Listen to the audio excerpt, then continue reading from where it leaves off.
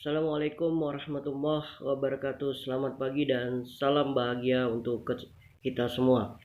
Dalam kesempatan ini Bapak pengen mengupload video kesekian kalinya melalui via YouTube. Mohon maaf, kemarin ada beberapa keluhan dari teman-teman bahwa video yang Bapak share, kegiatan perkuliahan yang Bapak sampaikan, banyak yang tidak mengikuti secara jelas karena jaringan internetnya mungkin di daerah masing-masing berbeda antara daerah satu dengan yang lainnya.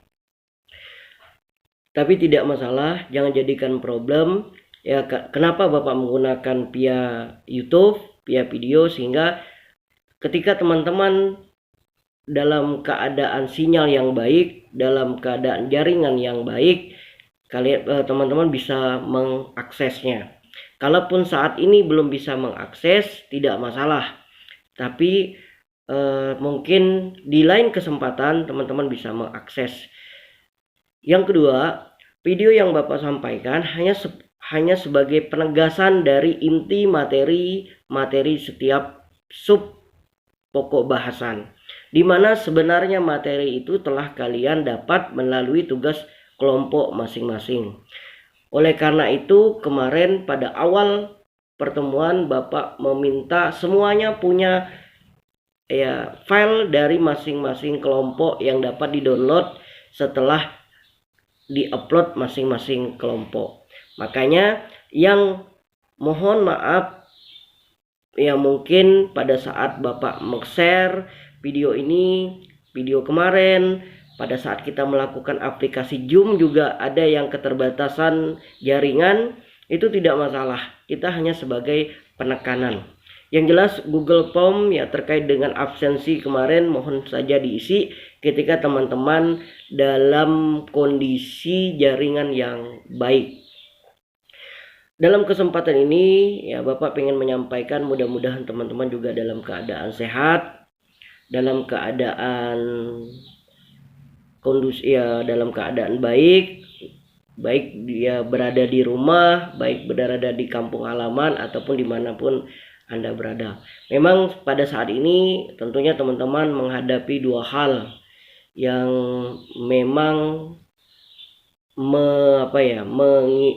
mengikis kognitifnya, mengikis perasaannya ya, dimana pertama ya kita mungkin yang khusus di agama Islam ataupun kaum muslimin ya saat ini menghadap ya sebentar lagi 2 hari lagi kalau tidak salah jadwal dari Kementerian Agama, kita akan menghadapi Lebaran Idul Fitri. Dalam kesempatan ini Bapak juga mengucapkan minal aidin wal faidin, mohon maaf lahir dan batin. Ya tentunya setiap umat Islam di dunia ini ketika menghadapi Lebaran ataupun Idul Fitri ini pasti dalam keadaan bahagia, menyambut kemenangan setelah 1 bulan penuh menempuh ujian, yaitu dalam bulan puasa ya, sehingga dalam kepercayaan umat Islam ketika pada saat Lebaran itu adalah hari kemenangan. Akan tetapi ya tentunya teman-teman juga dihadapi dengan satu kondisi di mana tuntutan pengorbanan teman-teman dalam kondisi ini ya tentunya menjadi prihatin juga ya. Dalam kesempatan ini teman-teman harus saat ini juga pada saat 20 Mei kemarin itu jadwal kalender akademik kita terakhir registrasi daftar ulang ataupun KRS online. Ya tentunya banyak di antara teman-teman yang mengorbankan kebahagiaan keluarganya untuk mengikuti Lebaran yang biasa budayanya kita harus beli baju baru, kita harus banyak beli kue, kita harus beri perlengkapan Lebaran. Akan tetapi di antara teman-teman yang Muslim, yang Islam ya pada saat ini menyisihkan ataupun bahkan mengorbankan segala kepentingannya untuk menutupi itu dulu gitu. Tentunya langkah ini langkah yang eh, langkah yang cukup berat sebenarnya, tapi saya meyakini teman-teman lebih memprioritaskan mana yang lebih penting, mana yang lebih yang harus kita lakukan, ya tentunya demi masa depan teman-teman semuanya. Dalam kesempatan ini saya juga menyampaikan, mungkin di antara teman-teman yang masih mengalami masalah atau problem terkait dengan registrasi, terkait dengan daftar ulang, ya silahkan japri ketua program studinya.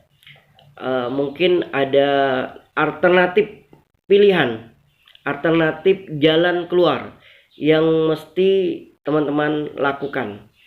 Jangan sampai ini semua dengan kondisi ini merugikan kita semua, merugikan Anda.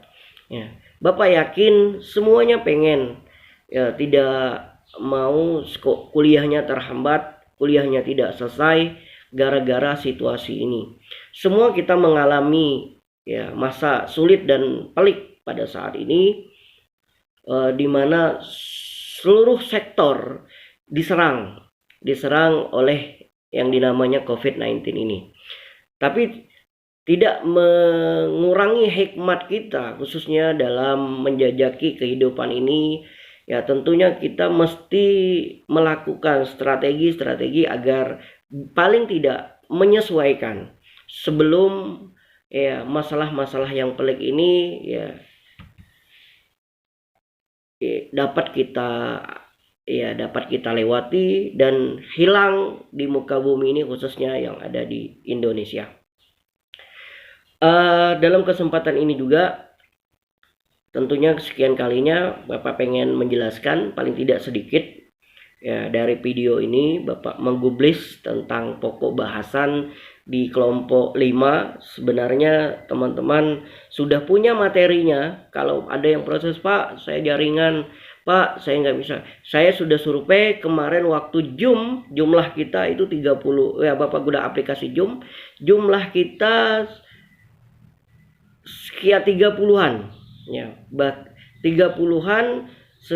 Ketika kita praktek kemarin ya di aplikasi Zoom, teman-teman mungkin udah tahu hanya berapa persen. Terus baik di kelas A ataupun kelas C itu kurang lebih sama gitu.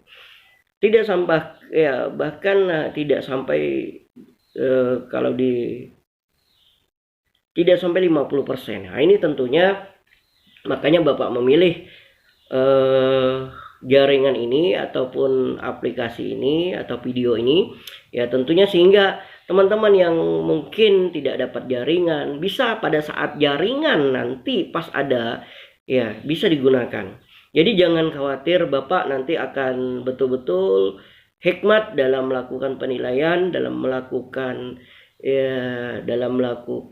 analisis keadaan dari teman-teman. Bapak memaklumi itu semua, kita semua memaklumi ini ya dengan situasi ini. Dalam kesempatan ini ya Bapak pengen menegaskan saja terkait dengan pembahasan kelompok 5. Kelompok 5 ini kan berbicara tentang perkembangan hubungan sosial. Perkembangan hubungan sosial itu kan ya kalau dilihat dari kehidupan, ya dalam menelusuri ke perkembangan itu kan pada dasarnya seorang manusia itu harus mampu menjalani interaksi, komunikasi, baik dari komunikasi interpersonalnya, antarpersonalnya, khususnya dalam proses interaksi dengan lingkungan. Makanya perlu kita memahami perkembangan hubungan sosial. Ya, ternyata hubungan sosial sangat penting, teman-teman. Ya, Anda mungkin menyadari bahwa rezeki saudara, rezeki kita itu terkadang ditentukan oleh lingkungan di mana kita berada. Siapa kita, keadaan kita, dan bahkan masa depan kita ditentukan oleh lingkungan yang ada. Kemampuan dalam kita berinteraksi dan berhubungan sosial. pada proses integrasi dan interaksi ataupun dalam segi faktor intelektual ataupun emosional dalam mengambil peranan penting ya dalam ini, ya tentunya kita sebagai manusia makhluk sosial ya senantiasa berhubungan dengan sesama manusia, bahkan lingkungan di mana kita berada. Hubungan sosial ini kan merupakan hubungan antar, ya kalau dari segi pembahasan ini ya tentunya antar manusia gitu kan, karena nggak mungkin kita berhubungan sama hewan, tapi paling tidak bagaimana kita menyesuaikan berinteraksi dengan hewan itu kan ada batasan, ada batasannya. Misalnya ketika ada kucing lewat, ya udah kita diam saja ketika dia, cara kita mengusir kucing, ataupun misal andanya kucing itu misal mengganggu Anda, kalau tidak masalah, ataupun cara mengusir binatang yang lain itu tidak, ya itu ada cara-cara tersendiri. Nggak mungkin ketika kucing lewat Anda bilang meow meow, nggak mungkin dengan suara kucing, ataupun lihat kambing kita embek, nggak mungkin ya. Tapi ada cara kita komunikasi. Begitu juga dalam hubungan sosial ini kan hubungan antar manusia yang saling membutuhkan gitu. Karakteristik perkembangan sosial remaja itu diantaranya teman-teman, ya Bapak lihat di dalam kelompok udah mencantumkan. Pertama, berkembangnya kesadaran kita. Kesadaran seorang remaja itu akan kesunyian. Sepi, sunyi kalau kita tidak berkomunikasi. Anda saja nih, bete di rumah, malas pengen ngumpul sama teman, pengen kemana. Nah ini ya itu merupakan salah satu dorongan, ciri-ciri perkembangan hubungan sosial. Justru yang tidak baik ketika kita ya ataupun seorang anak yang hanya di rumah, hanya di dalam kamar, tidak ada kesunyian dia untuk melakukan hubungan sosial. Nah, berarti perkembangan hubungan sosialnya terhambat nih. Yang kedua, kadang-kadang ya kesadaran yang membuat ciri khas perkembangan sosial ini, kesadaran akan kesunyian menyebabkan kita untuk mencari hubungan dengan yang lain gitu, mencari pergaulan tadi ya, seperti yang di pertama. Terus dari kedua itu, yang ketiga ada dorongan ataupun kesadaran sosial psikologis yang menimbulkan dorongan pentingnya pergaulan ya, yang menemukan bentuk sendiri. Ada dorongan saja untuk ya bagaimana saya harus bergaul, bagaimana saya kalau nggak berhubungan dengan teman, nggak ketemu, ini udah beda gitu. Nah, yang kedua, adanya upaya memilih nilai-nilai sosial. Nilai sosial tersebut ya tentunya menyesuaikan dengan nilai-nilai yang ada di dalam diri kita, sesuaikan dengan norma-norma sosial ya, dan berupaya untuk ya menyesuaikan diri terhadap norma-norma tersebut gitu. Terus ada meningkatnya ketertarikan dengan lawan jenis untuk berkomunikasi gitu. Nah ini juga merupakan salah satu perkembangan dari hubungan sosial gitu. Dan kadang-kadang kita mulai cenderung gitu memilih suatu kalau disering dikenal suatu minat kita di bidang-bidang tertentu gitu. Nah itu merupakan salah satu dorongan hubungan kita sosial juga gitu. Misalnya yang senang seni gitu kan, senang seni biasa kadang-kadang sering ngumpul dengan teman-temannya yang seni, ataupun senang pengen berwirausaha, pengen belajar wirausaha. Jadi arahnya bisa juga ke karir sebenarnya. Terus teman-teman, faktor-faktor yang mempengaruhi perkembangan hubungan sosial ada berapa faktor. Yang pertama jelas faktor keluarga, karena keluarga ini kan merupakan lingkungan pertama yang memberikan pengaruh terhadap berbagai macam perkembangan anak. Ya, kadang-kadang keluarga juga pola lingkungan keluarga dengan bentuk tadi juga membentuk ya kepribadian, karakter, perilaku seorang anak ya, sehingga itu membentuk suatu kepribadian, karakter, bagaimana seorang anak berhubungan sosial dengan yang lain. Yang kedua, kematangan. kematangan dari segi fisik ataupun psikologis, ya, fisik atau psikologis, psikisnya. Nah, ini juga menentukan perkembangan hubungan sosial. Kadang-kadang kita ya pada saat kurang pede, kurang percaya diri, fisik kita lemah, kurang kemampuan kita untuk berhubungan sosial. Kadang-kadang kematangan fisik kita merasa ada yang kurang, nah ini kurang. Begitu juga dengan psikologis kita terganggu, juga menurun untuk menjalin komunikasi dengan orang lain.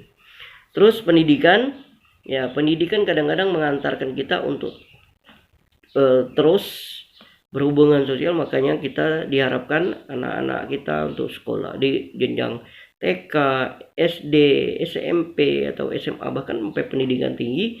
Ketika semakin tinggi hubungan sosialnya semakin baik. Karena kenapa? Paling tidak dia punya lebih temannya lebih banyak gitu. SD, TK berapa, SD berapa, SMP berapa, SMA berapa. Paling tidak lingkungannya semakin membentuk dia untuk berhubungan sosial gitu. Mau tidak mau. Nah, itu kan ya mau tidak mau ya harus. Karena semakin banyak beda kita seandainya kita hanya SD. Kalau hanya SD itu kan berarti teman-teman SD. Nanti kalau kerja ya teman-teman lingkungan pekerjaan. Beda kalau kita SD, apalagi teman-teman yang dari daerah. Kalau dulu enggak kuliah pasti hanya dia di sekitar kampungnya saja teman-temannya gitu. Beda dengan teman-teman yang kuliah. Ketika kuliah, punya teman ada yang dari Ketapang, Kapuas Hulu, ya bisa membaur tuh. Sehingga hubungan kepekaan sosialnya semakin tinggi. Ya terus faktor-faktor yang mempengaruhi hubungan sosial ini emosional ya maupun intelijensi. Nah, ternyata kecerdasan emosional itu ya kemarin seperti pokok bahasan kemarin udah kita bahas, mempengaruhi hubungan sosialnya terkait dengan perkembangan hubungan sosial para siswa ataupun ya seseorang gitu.